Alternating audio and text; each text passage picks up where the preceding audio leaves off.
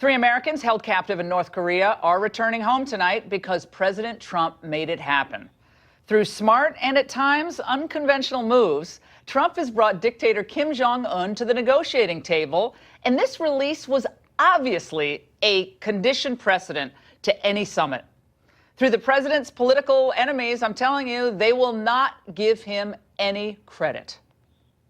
This reminds me of a mission accomplished moment. Let's not say mission accomplished before it's accomplished. We're rewarding the North Koreans with praise for releasing hostages. And certainly indicative of the fact that Kim Jong-un has taken this summit seriously, that the North Koreans really are serious about wanting to sit down. It does not, Allison, mean that the summit will be successful. I would say curb your enthusiasm because while it's great that we're talking instead of making threats, Kim Jong-un still has not made any kind of irreversible concessions to the United States. This is not a huge breakthrough.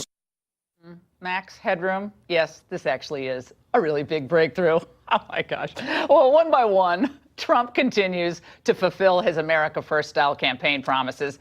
And it is beyond obvious that this is driving his critics in both parties totally bonkers. After Trump pulled the plug on the Iran nuclear deal, the usual naysayers reacted predictably. I'm very concerned, as are many of my colleagues. Given where we are with negotiations now, especially with North Korea, our allies and our adversaries need to know that we are reliable. And I think that that's missing right now. Our allies are upset, for sure, at a time when I think the president's sanity is being questioned globally. It was a campaign promise. It does appeal possibly to his base.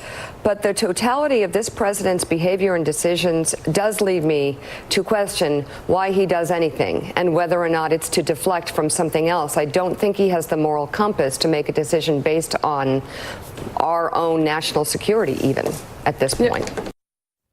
Actually, the president was talking about doing this when Stormy was still working the Late Show for 3 guys at a gentleman club near the Cleveland airport. Give me a break. Here's the reality. The same people who accuse the Trump White House of operating in a constant state of chaos are themselves the ones trying to sow chaos. Despite the fact that things are getting better by almost every measure, they're trying to foist a scary new reality on all of us. One where a renegade president is dangerous and he's a destabilizing force at home and abroad. The current language out of the administration, the lack of a diplomatic and serious engagement strategy, in my view, has us sliding toward war by next summer. One Trump confidant likened the president to a whistling teapot, saying that when he does not blow off steam, he can turn into a pressure cooker and explode. Trump's comments about nuclear weapons have experts worried he could literally inadvertently trigger a catastrophe. Donald Trump is moving us toward World War III.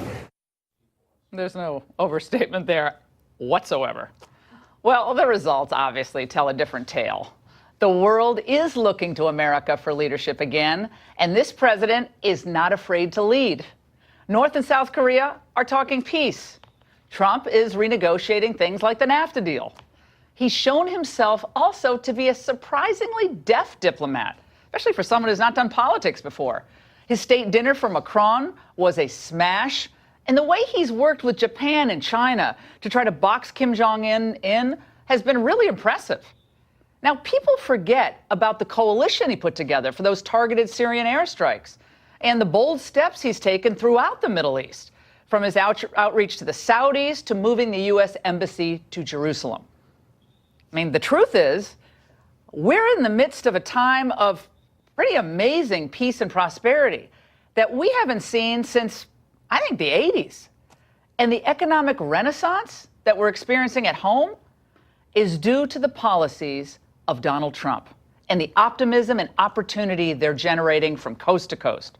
His tax and regulatory cuts have unleashed new investments and now bonuses for blue-collar workers, and the likes of which we have not seen in decades. Unemployment at a 17-year low. U.S. manufacturing is up again this month, marking the strongest expansion since 2004. And the Commerce Department now reporting that U.S. factory orders rose in March. They've been up for 7 of the last 8 months. And according to a recent CNN poll, 57% of Americans feel that good things are happening. Things are going well in the United States today. But President Trump didn't get us here, of course, by just rubber stamping the policies of his predecessors. Thank the good Lord.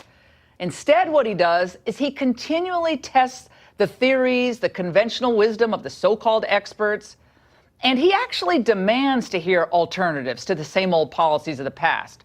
And then, after he's heard everybody, he makes his own decision.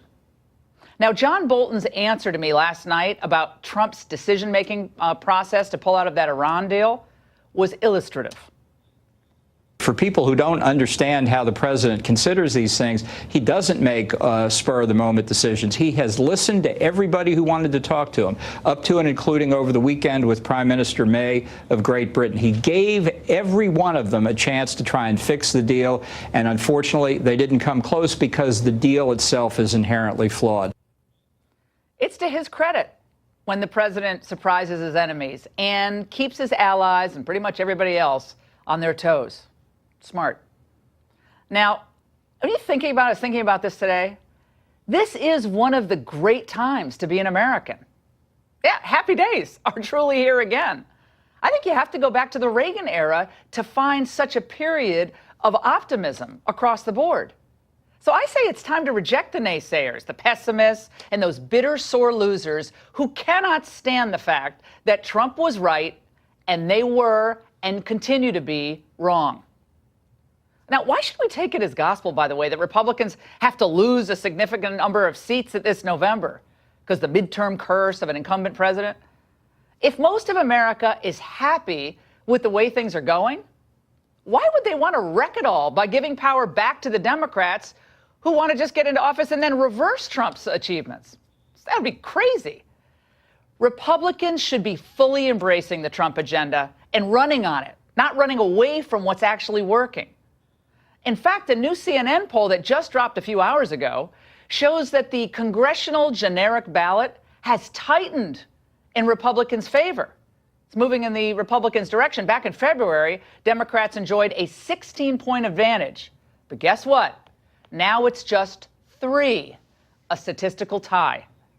So in other words, Americans do have a firm grasp on reality, despite what the media and others are saying. So let's not allow the malcontents of the left, who peddle their stormy chaos narratives, to obscure the only story that really matters: the millions of American lives improving by the day, thanks to the vision, commitment, and policies of Donald Trump. And that's the angle. Joining me now for reaction in Florida is Dan Bongino, an NRA TV contributor, and with me here in studio, John Glazer, Director of Foreign Policy Studies at the Cato Institute, and Waleed Phares, a Fox News national security analyst. Great to see all of you. John, I want to go to you on this. I mean, it is amazing to go back and listen to those who just several weeks ago were saying that Trump was on the verge of bringing us to thermonuclear war because he called Kim Jong-un Rocket Man, and he seemed to be all over the place. They don't understand that is the way Trump moves and operates. He is not being given credit, and he says, look, anything can happen here. But the naysayers and the negativity, I don't think are comporting with the reality that most Americans are seeing here. Well, it's important to point out that Trump's sort of approach to North Korea is not the only pebble on the beach. I mean, North Korea has very recently achieved what it has always wanted to achieve with regard to its nuclear and ballistic missile programs, and that has really strengthened its bargaining position and goes a long way to explain why they've changed their posture. It's also the case that... So let me just get this straight. You're saying that North Korea would have done this anyway with the Hillary Clinton? Really? Is that what you're arguing? Well, there's other factors. So, for example, South Korean President Moon Jae-in. He's had almost the opposite of Trump's approach. It's not been bombast and maximum pressure. It's been conciliation, sunshine policy, negotiations, et cetera. And he's orchestrated most of this sort of diplomatic overture. So a lot of credit is owed to him. A lot of credit is owed to the fact that they now have leverage with their nuclear program, so they feel more on an equal basis. They can sit at the negotiating table with the United States. So we have to take these things in. There are a lot of things that are... Yeah, literally, this is what I think Trump is damned if he does and damned if he doesn't, Waleed, because if if North Korea was moving apace with more tests, more ballistic missile testing, of course they've launched a lot of ballistic missiles. They also had a big facility collapse on itself, correct? Because of the way it was built, whether it was tunneling underneath, thing collapsed on itself. So the whole narrative in North Korea is collapsing, but the pressure that was brought to bear on him with this unconventional American leader who didn't feel like he had to play by the old rule book, I think move this to the place that it is now that nobody predicted. No one is predicting that Donald Trump would be the one to oversee this summit and to carry out this summit. Again, seeing where it goes. I think you're right to say we have to be cautious, but I mean, come on. The fact that he's not getting any credit from these people, I think it's just dishonest at this point. You know, I agree with you. During the campaign 2016, I met with South Korean media and diplomats, and they were so far from what's happening now. They even asked me, will a Trump administration abandon us, move the troops out, and let us be slaughtered by the North Koreans? Everything has changed. Yes, there are many factors in it, but there are very clear strategic moves by the administration that led to the situation we're in right now. Number one is to create this East Asian coalition, Japan, South Korea. Number two, in my view, the most important, deploying the task forces. When the North Koreans saw those task forces, Explain mathematics. I mean, when we brought all of our task forces, the South Koreans made a calculation. They can't overcome that. They went to the Chinese. They asked the Chinese, thinking that the Chinese were still in the 50s. China by now is almost a capitalist communist regime. They want to make money. They are global. They didn't want to engage with the North Koreans against the South Koreans. And that created a change. So by deploying the forces, by opening to China, and by reinforcing the East Asian alliance, that's the... How the New York Times was playing the release of the hostages coming home. Here's a headline. At a key moment, Trump's top diplomat is again thousands of miles away. Yeah, he was going to get the hostages. So they were saying this leading up to the summit. We don't have Pompeo there. This is again after Pompeo was trashed by a lot of Democrats who voted him to confirmed him to be CIA director, said he was a dangerous guy. I mean, I literally think they're throwing everything up against the wall to try to trash Trump, and none of it's working. The American people are like, you know something? My life is getting better. I don't know what these media people are saying. They're a bunch of malcontents. Dan. Yeah, this New York Times story. Laura, you had one job, the New York Times, just one job. Can you just ask where Pompeo was? Okay, they're probably not going to tell you. There may have been some operational security involved. You could have figured out maybe he was actually doing something. Watch our show last night. You had one job. Just get the story right. You had one job. What an embarrassing headline. But just on North Korea quickly, just to double barrel here on what Waleed said before. I think China as well, Laura, the tariffs played a big role here, the threat of. Listen, China depends far more on exporting their products to us and us buying them than vice versa. They needed us. Now, I'm not a huge fan of tariffs for economic reasons, but I believe the threat in and of itself and Trump's unpredictability here, which I believe is strategic, has really helped us. And one final thing, Laura. I mean, forever we've worried if Kim Jong-un and the Kim dynasty are rational actors. You know, finally we have other foreign countries saying the same thing about Trump, and I think it's a good thing. All right. Well, stay right there, guys, because the Democrats did their own ideologically enhanced interrogation today of the CIA nominee, Gina Haspel, during her Senate confirmation hearing. And rather than looking at the totality of her record, commitment to the agency, real experience, Democrats opted to grandstanding with an eye, perhaps, to 2020. Do you believe that the previous interrogation techniques were immoral? Senator, I believe that CIA officers to whom you referred. It's a yes or no answer. Senator, I believe that CIA did extraordinary work to prevent another attack on this country, given the legal tools that we were authorized to use. Please answer yes or no. Do you believe in hindsight that those techniques were immoral? Senator, what I believe sitting here today is that I support the higher moral standard we have decided to hold ourselves to. Can you please answer the question? Senator, I think I've answered the question. No, you've not. Well, Kamala Harris, most people believe, is going to run for president. I think this is all setting up campaign commercials and so forth. John. So I'm more with John McCain and Rand Paul on this one. I think, you mentioned Reagan at the top. One of the last things Reagan did as president in April 1988 was sign and then champion to Congress the UN Convention Against Torture. And that defines torture as anything that's purposefully inflicted on someone. Gina Haspel didn't make the decision, though, John. Gina Haspel was not the architect of waterboarding. George W. Bush and the legal counsel's office at Justice, in consultation with Congress, okayed these techniques in a very limited number of cases at a time where we still believed the next attack was coming. She was overseeing that Thailand site in 2002, and Kamala Harris, I don't know what she was doing in 2002. Maybe she's in California doing something. But these are the people we ask to carry out the duties to protect us and keep us safe. Gina Haspel has been treated like dirt by this committee. And if she were nominated by anyone else, a Democrat, she'd be confirmed easily. Because they voted to confirm Brennan, right? Her superior, as a lot of this stuff was being debated. They confirmed Brennan, no problem. You're 100% right that Democrats are nothing but hypocritical on this point. But I think if we want to look to someone to be director of CIA, we have to think about the sentiment that Reagan had about the Convention against Torture, and not bring someone who is a party to that and caught up in one of the ugliest periods of CIA history. So we'll have to scour the CIA, because we want someone with experience, Waleed, someone who spoke out against what was happening at the enhanced interrogation sites. I mean, I'm not an expert in how to interrogate people, and I think there are good arguments that it might not have been the right way to go.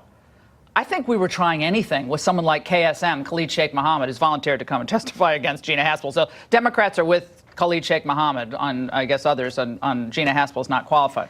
Your reaction? Look, I think there's a very wide consensus against torture and very extreme feeling among Americans and among liberal democracies in general. But we're not talking about intention, philosophical intention to apply torture as we see it in the third world. I'm coming from a region where torture was applied just to get a press release or a statement. We're talking about extreme conditions where the national security of a country would need one measure. And you know what? That is a measure that when it happens, let's make it into a national security measure. Let's ask the president, let's ask congressional leaders, would you want to do this to get results or not? That's my view on it. Dan. Yeah, I'm kind of disgusted by Kamala Harris here, Laura. Listen, the question is fair. The way she phrased it is not. Asking about the history of our use of enhanced interrogation and our future with it is a perfectly fair and, frankly, a question every United States citizen should get an answer to. And she answered asking it in she answered it. She said it'll never happen under my watch. Right. But asking it as a yes or no question, as if the entire field, Laura, of ethics, which exists in the gray matter of morality, asking it like a kindergartner would, like, hey, listen, is killing bad? Well, it depends. In war, to defend your family? I mean, the entire field of ethics, human beings live on the margin. A lot of these things are marginal questions. Acting like it's a yes or no, Laura, that was only done because she's setting herself up for a presidential run. This is 2020. And John McCain issued a tweet tonight saying that while he respects Gina Haspel, she's a patriot, a lot of experience, she has disqualified herself because she took part in this and wouldn't answer Kamala Harris's question, just so everybody knows that. And by the way, Kamala Harris herself, speaking of her view of morality, she tweeted out a year or so ago when Congress was considering that partial birth abortion ban, that to ban abortions after, I believe it was 5 months, to ban that is immoral. Okay, so the view of morality, I guess, is always shifting. It's okay to rip these babies apart in the womb, but heaven forbid we make a terrorist life uncomfortable. Guys, it was a great discussion. Thanks to you all. And major networks, by the way, might think twice now about using a porn star's attorney, well, that's wishful thinking, as a source after having to issue embarrassing retractions. We poke holes in that attorney's latest so-called Daniels. Okay, let's slow down here. First, consider the source. Avenatti, among other mistruths, claimed just last week that he knew for a fact that the FBI had wiretapped Cohen. I don't think we're going to find out that this was confined just to email or voice wiretaps. I think my understanding is that they were also wiretapping text message communications for the weeks leading up to the FBI raids. Is that a piece of information you've come into in the course of your work on this case, or are you speculating? No, I'm not speculating. That's a fact. Well, as we know now, it wasn't a fact. There was no text message surveillance. That didn't happen. And now we have word that Avenatti committed a major blunder with his so-called scoop yesterday. Now, the Daily Caller is reporting that his 7-page, so he has a 7-page dossier with a list of payments supposedly made to Trump's lawyer, and it cites the wrong Michael Cohen. It's a fairly well-known name, Michael Cohen. A lot of Michael Cohens in the United States. The Caller is reporting that 2 of the allegedly fraudulent payments were made to men named Michael Cohen who have no affiliation with Trump. Oops. On top of all that, the Washington Post reports that the Treasury Department's Inspector General is investigating just how Avenatti obtained Cohen's banking records. For more, let's consult with Fox News contributor Byron York and former Deputy Assistant Attorney General Robert Driscoll. Gentlemen, great to see you.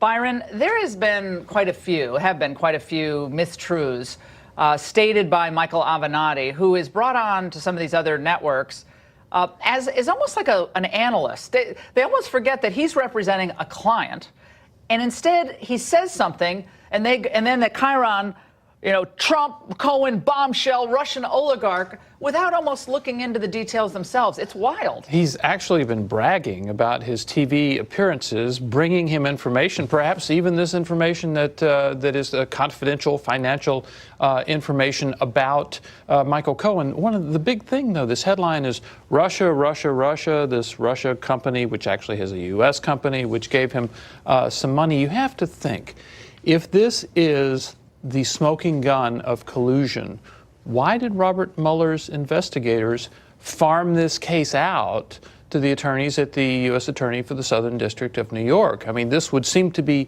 in the heart of the Russia investigation, and yet Mueller gave it to somebody else. Well, and what the company is saying is, not only did this oligarch have no personal involvement in controlling this company, this is an American-led and American-run company. I think it's one of many investments this billionaire has. Right. I mean, people have investments all over the world. But it's like if you order a White Russian in a restaurant, if you ever took a Russian class, you're part of the Russian collusion. I think it hurts their case. I think it's really short-sighted for the media to take almost everything this guy says as gospel, and I think they're embarrassing themselves almost every night on this. And to Byron's point, Novartis, one of the companies that was involved, released a statement saying that they were interviewed by the FBI in November.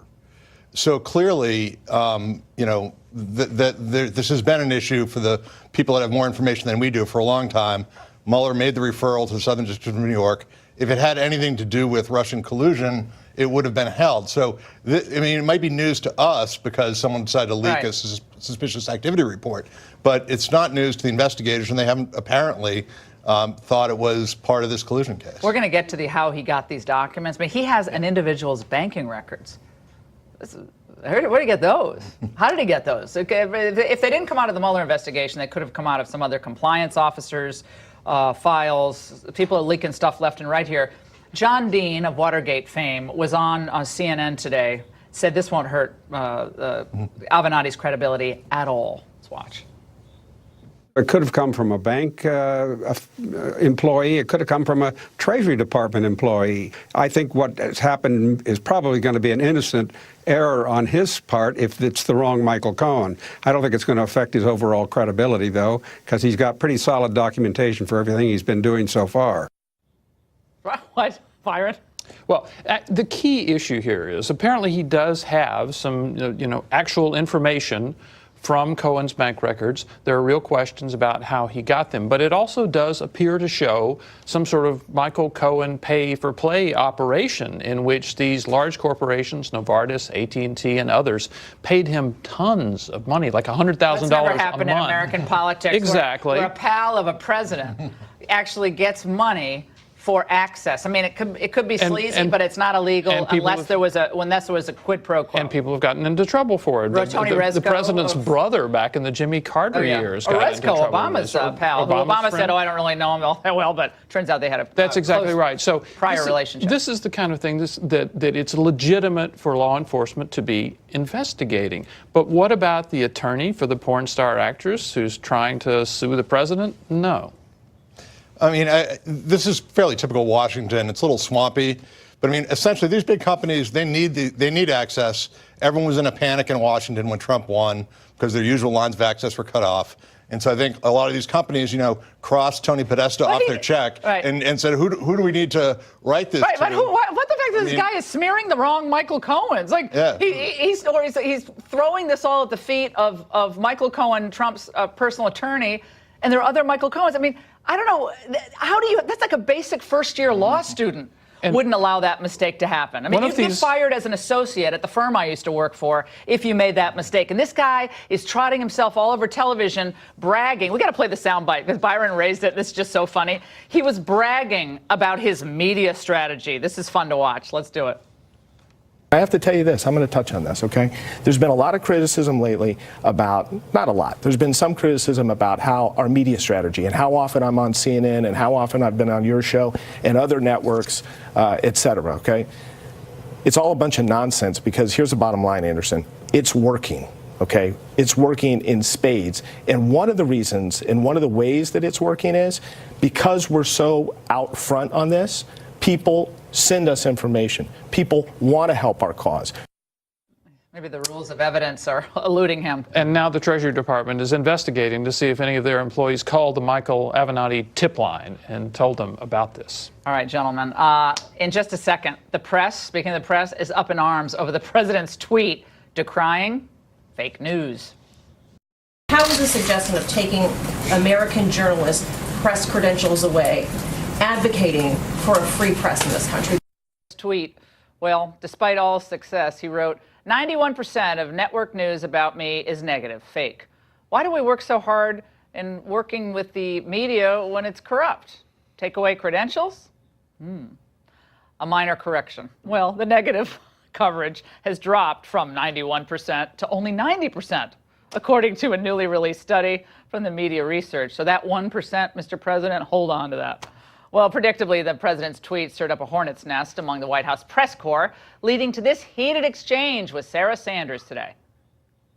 How is the suggestion of taking American journalists' press credentials away advocating for a free press in this country? That those two do not go together. The fact that I'm standing here taking questions, the fact that the president took questions from your colleagues just 2 hours ago demonstrates this White House's commitment to accessibility and to providing information to the American public. At the same time, the press has a responsibility to put out accurate information.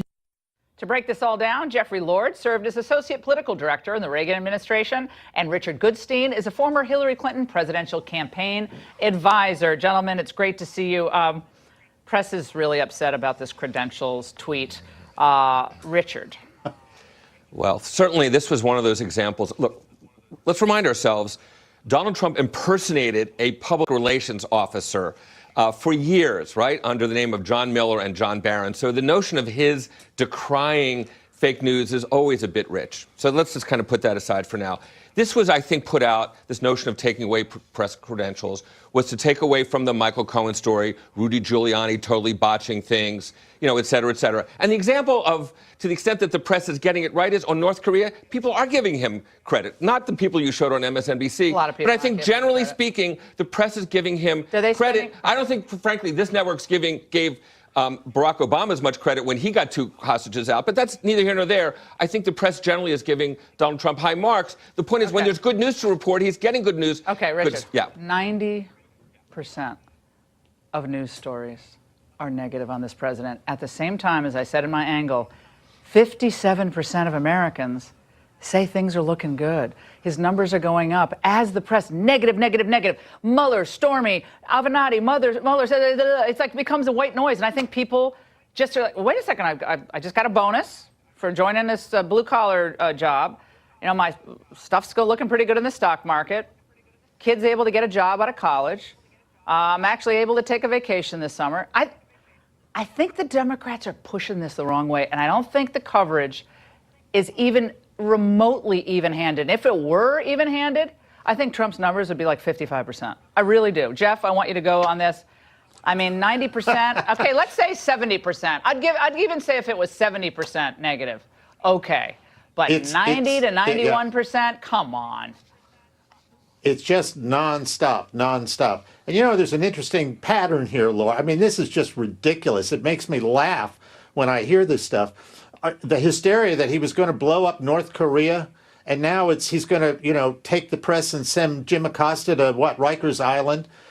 To be serious about this, where were these people when Barack Obama was sending the Department of Justice and the Attorney General, Eric Holder, who called himself the president's quote-unquote wingman at the Department of Justice, after Fox's James Rosen, and going through his email records and getting his parents' phone records? Where were they when James Risen of the New York Times was threatened with jail by the Obama Justice Department? And I just want to read you two headlines. One, actually, Mr. let me Risen just read. said, I'm sorry. Let me read this because I actually have a full screen.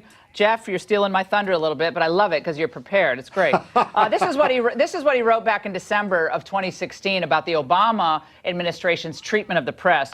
Under Mr. Obama, the Justice Department and the FBI have spied on reporters by monitoring their phone records, labeled one journalist an unindicted co-conspirator in a criminal case for simply doing reporting, and issued subpoenas to other reporters to try to force them to reveal their sources and testify in criminal cases.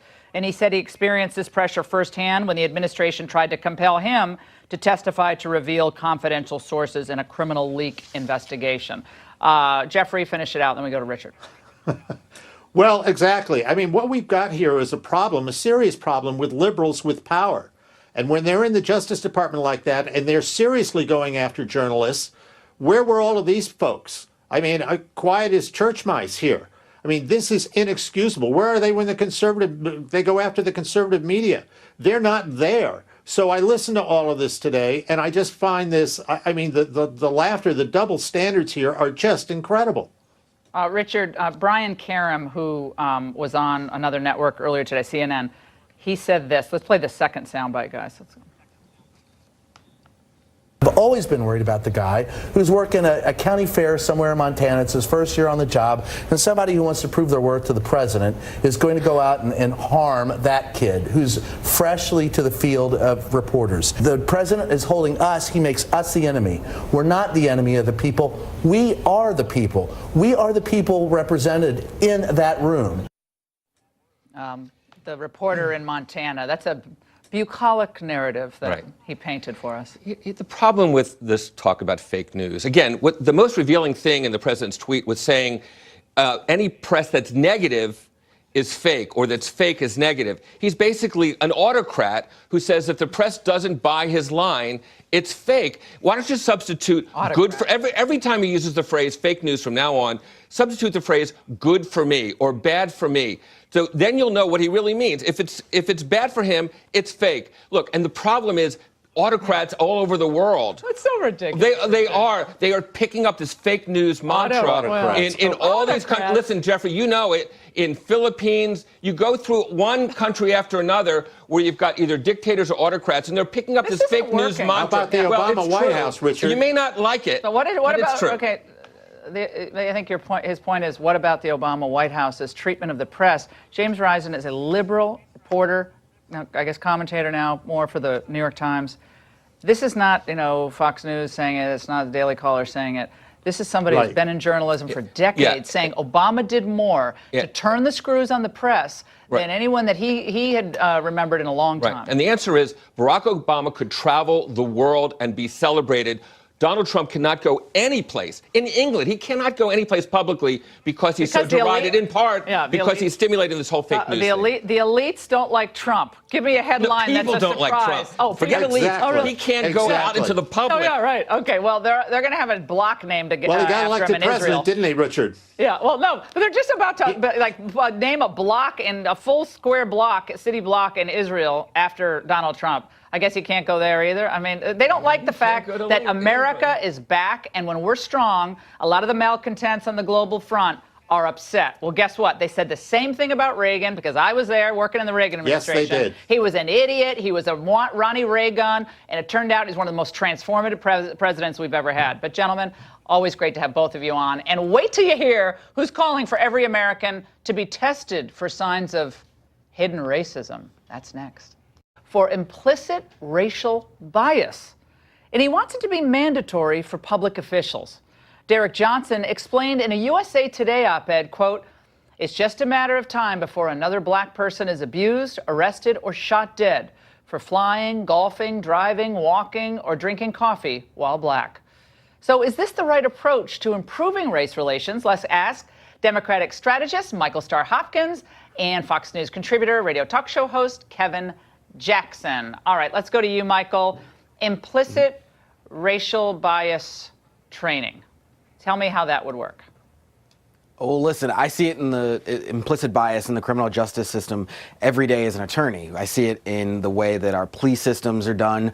I see it in the different punishments. And I think it's something we have to address. I think implicit bias is something that, is an issue that has historical connotations, and we can either choose to run away from it or we can choose to address it. I'm not trying to be cute here, but can you explain for our viewers who aren't familiar with the term what it means? So implicit bias basically means that it's a subconscious bias. And so when you see someone who's African American, you're afraid of them, not because of, they're actually being a danger, but because they're African American. And, there are other racial ways of doing it, but that's the easiest one to describe. And so even what if we're saying is, so even if you don't demonstrate any active bias in what you do or say, you could feel those things. Is that right? Well, yeah, absolutely. I know that may sound ridiculous on its face, but think about it in resumes for applying to jobs. When you see certain names, those people are less likely to get hired because of the connotations that come with those names. Let's go to you, Kevin. This is what Whoopi Goldberg said today on The View. She's probably not known to be the most conservative person. Let's watch. I mean, even though there's 5 black people behind him with a sign that says "Blacks for Trump." They have a shirt too. Yep. There's a shirt. Guys. There's like 4 or 5 guys standing. I think it's the same purpose. I think it's the same 5 people. They go everywhere. But I could be wrong. The premise is somehow that Trump has done so much for the African American community, and I just don't see it. I don't think anybody in their right mind would think point to anything. So, nothing. Hasn't done anything, and it dovetails into this conversation about, look, people are harboring this implicit bias, and NAACP wants to train people to think differently, or at least recognize it. And Trump's kind of part of the problem, I guess the implicit argument is, or explicit argument, and things aren't really getting better. Well, lucky for you, I took the implicit bias test before I came here tonight, and it turns out I don't like stupid people of any race, so that's my bias.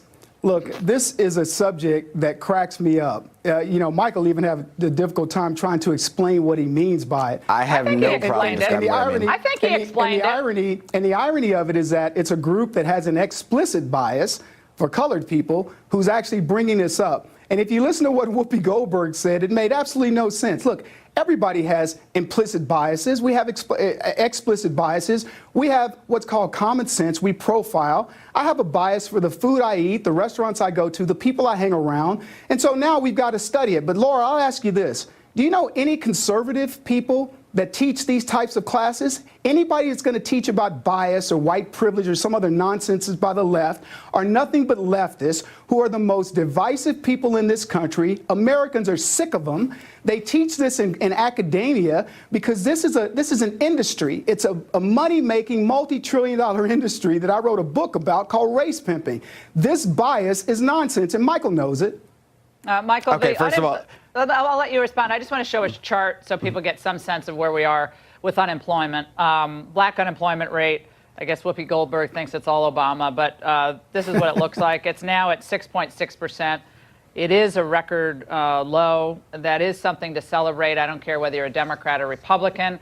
And that record low has occurred under Donald Trump's watch. Michael.